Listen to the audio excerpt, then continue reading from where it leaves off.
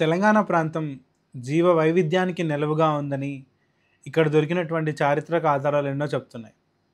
తెలంగాణ చరిత్ర అంటే మనం శాతవాహన కాలం నుంచి సాధారణంగా అందరూ లెక్కలేస్తుంటారు 2000 సంవత్సరాల క్రితం నుంచి. ఇంకొంతమంది 3000 సంవత్సరాలు, 5000 సంవత్సరాలు మెగాలిథిక్ కాలం గురించి కౌంట్ చేస్తుంటారు.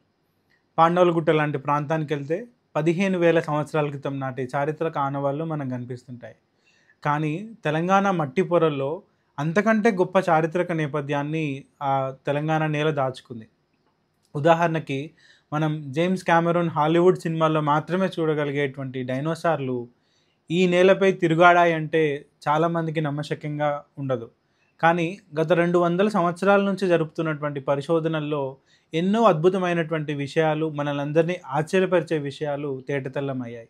జియోలాజికల్ సర్వే ఆఫ్ ఇండియా అంతకుముందు చాలామంది ఆంగ్లేయులు జరిపినటువంటి పరిశోధనల్లో, పేలియంటాలజికల్ సర్వేల్లో అనేకమైనటువంటి విస్తుగొల్పే విషయాలు వచ్చాయి. వాటిలో ముఖ్యంగా ఏంటంటే తెలంగాణ ప్రాంతంలో 20 నుంచి 25 సంవత్సరాల కోట్ల మధ్యకాలంలో 25 కోట్ల సంవత్సరాల క్రితమే డైనోసార్లు ఉండేటివని తెలిసింది. ప్రాణహిత, గోదావరి నది పరివాహక ప్రాంతాల్లో ఇప్పుడున్నటువంటి ఛత్తీస్గఢ్, మహారాష్ట్ర, తెలంగాణ బార్డర్ అయినటువంటి కాళేశ్వరం నుంచి మొదలుకుంటే మంతని, పెద్దపల్లి, రామగుండం, గోదావరికని ఇట్లాంటి ప్రాంతాల గోదావరి నది పరివాహక ప్రాంతాల్లో అనేకమైనటువంటి చారిత్రక పరిశోధనలు జరిగాయి. ఇక్కడ దాదాపు 12 రకాలకు సంబంధించినటువంటి డైనోసార్ శిలాజాలు లభించాయి. ముఖ్యంగా వాటిలో చెప్పుకోదగ్గది 1974 నుంచి 1980 మధ్య కాలంలో జియోలాజికల్ సర్వే ఆఫ్ ఇండియాకు సంబంధించినటువంటి ప్రొఫెసర్ పొన్నాల యాదగిరి గారు పరిశోధనలు జరిపి ఒక అద్భుతమైనటువంటి డైనోసార్ ఫాజిల్ని ఆయన కనుగొన్నారు. దాన్ని ప్రస్తుతం మనం హైదరాబాద్లోని బిర్లా ప్లానిటోరియంలో ఉన్నటువంటి డైనోసారియంలో మనం చూడొచ్చు.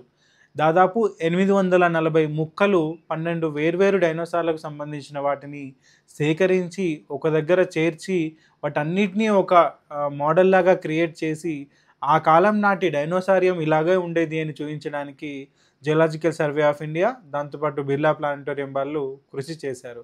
మొత్తం సౌత్ ఇండియాలో దొరికినటువంటి పెద్ద డైనోసారియం ఇదే అవ్వడం విశేషం. ఇప్పటి వరకు మహారాష్ట్ర, రాజస్థాన్ లాంటి ప్రాంతాలే డైనోసార్లకి నెలవుగా ఉన్నాయి, డైనోసార్లకి కేంద్రంగా ఉన్నాయని అనుకుంటారు. కానీ తెలంగాణ నేలలో కూడా అనేక రకమైనటువంటి వృక్ష శిలాజాలు, ఉదాహరణకి కొనిఫెర్ లాంటి వృక్ష శిలాజాలు, తాబేళ్ల లాంటి జీవుల శిలాజాలు, అనేక రకాల ఉభయచరాలు, సరీసృపాల శిలాజాలు, ముఖ్యంగా డైనోసార్ల శిలాజాలు దొరికాయి. కోటాజారస్ యామనపల్లిస్ యాదగిరి అని పిలువబడేటువంటి పెద్ద డైనోసారియం ప్రస్తుతం హైదరాబాద్ మ్యూజియంలో ఉంది. ప్రస్తుత భూపాలపల్లి జిల్లా కాటారం మండల కేంద్రంలో అటవీ ప్రాంతంలో 1980లో ఆర్కియోపెటిక్స్ అని పిలువబడేటువంటి ఒక పెద్ద డైనోసారియం శిలాజాన్ని కూడా కనుక్కోవడం జరిగింది. ప్రస్తుతం ఆ శిలాజాన్ని బండ్లగూడలో ఉన్నటువంటి జియోలాజికల్ సర్వే ఆఫ్ ఇండియా ఆఫీస్లో భద్రపరిచారు. ఇలాగే ఎన్నో రకాల డైనోసార్ శిలాజాలు ఉమ్మడి ఆదిలాబాద్ జిల్లాతో పాటు ప్రస్తుత గోదావరికని, పెద్దపల్లి, మంతని, రామగుండం లాంటి ప్రాంతాల్లో లభిస్తున్నాయి. కాబట్టి సరిహద్దు రాష్ట్రాలైనటువంటి ఛత్తీస్గఢ్, దాంతోపాటు మహారాష్ట్రలో ఫాజిల్స్ని పరిరక్షించడం కోసం, వాటిని కాపాడడం కోసం ప్రత్యేకమైనటువంటి పార్కులను ఏర్పాటు చేశారు. కాకపోతే దురదృష్టవశాత్తు తెలంగాణ రాష్ట్రంలో అట్లాంటి జియో పార్కు, లేదనంటే హెరిటేజ్ పార్కు, పేలియంటాలజీకి సంబంధించింది ఇప్పటివరకు లేదు. అందుకనే మేము గత 3 నెలల క్రితం గౌరవ మంత్రి, కేంద్ర మంత్రి కిషన్ రెడ్డి గారిని కలిసి తెలంగాణలో ప్రత్యేకమైనటువంటి శిలాజాల పార్క్ని ఏర్పాటు చేయాలని వారికి రిక్వెస్ట్ చేయడం జరిగింది. దానికి ఆయన సానుకూలంగా స్పందించి తప్పకుండా ఆ రకంగా చర్యలు తీసుకుంటానని మాకు మాట ఇచ్చారు. ఆయన మాట ఇచ్చినట్టుగానే మాకు గత నెల క్రితం ఒక యూనియన్ గవర్నమెంట్ నుంచి ఒక రిప్లై కూడా వచ్చింది. ఫాజిల్ పార్క్ ఏర్పాటుకి మేము చర్యలు తీసుకుంటున్నామని చెప్పి. సో ఈ రకంగా తెలంగాణలో ఉన్నటువంటి జీవ వైవిధ్యానికి నెలవుగా ఉన్నటువంటి డైనోసార్లని కాపాడడానికి ఇదొక చర్య అని చెప్పి మనం చెప్పొచ్చు. దాంతోపాటు నా మిత్రుడు, దాంతోపాటు టార్చ్ మెంబర్ అయినటువంటి సునీల్ సముద్రాల గత 10 ఏళ్ళుగా తన అన్వేషణని కొనసాగిస్తున్నాడు. తన అన్వేషణలో కూడా అనేక డైనోసార్లకు సంబంధించినటువంటి శిలాజాలని, వేర్వేరు పార్ట్లకు సంబంధించినటువంటి అవయవ భాగాలను కూడా ఆయన కనుక్కోవడం జరిగింది.